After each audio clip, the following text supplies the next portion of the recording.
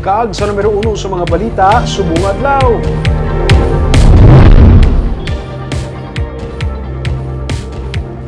Bago nga merkado sa Barangay Sumag sa Bacolod City, hindi pa magamit sang barangay bangod mayara pa sang balayran sa kuryente.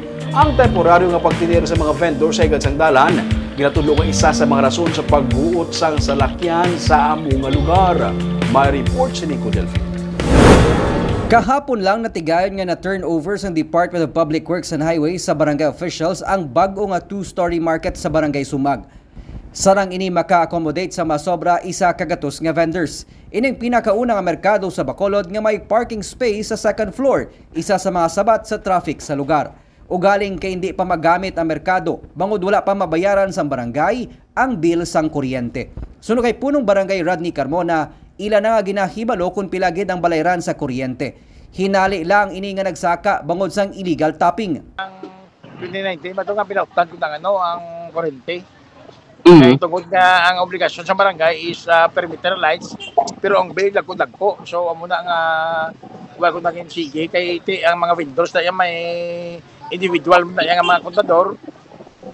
Sige itong ila yung electricity, pero ang iba na yung illegal tap mo lang ang obligasyon sa una sa barangay, perimeter lights lang, lagko-lagko, sa ang barangay ng kuryente. Gindugang ni Carmona nga may dapat pa nga kalayuhon sa merkado antes nila buksan ini sa Disyembre kag wala pa man sang supply sang tubig. Daw mga reklamo sa atong vendor sa igad. Ati naka-turnover ng DPWH sa kagapon sa barangay.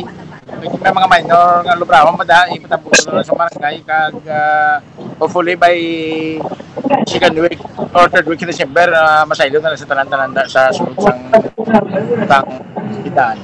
Sa programa nga isugid mo kay Mayor, ginreklamo sa mga motorista nga nagaguot ang mga salakyan sa lugar bangod sang vendor sa igad sang dalan. Kay wala pa sa gihapon sila makasaylo sa bag-o nga merkado.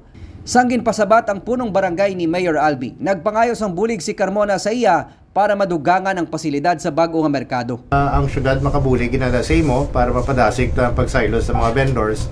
Kay wala mo naman daw hindi man gito sila tawhay sa gwa.